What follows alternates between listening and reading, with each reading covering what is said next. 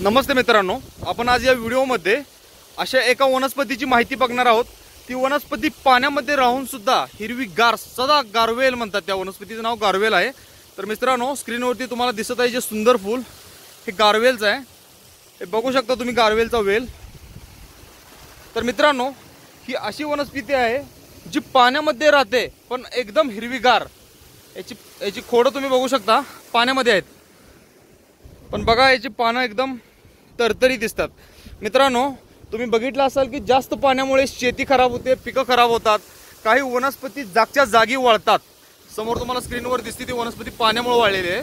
पण मित्रांनो, गारवेल ही अशी एकमेव वनस्पती आहे जी जास्त पाण्यामध्ये हिरवीगार राहते, म्हणून त्या वनस्पतीला गारवेल असे म्हणतात। उन्हाळ्यामध्ये या वनस्पतीच्या जळणासाठी वापर केला जातो। मित्रांनो, बाकी जास्ती असे काही फायदे नाहीत। झोपड्या बनवण्यासाठी याच्या काट्या वापरल्या जातात, ज्या लवचिक असतात, जास्त कठीण नाहीत पण लवचिक आहेत।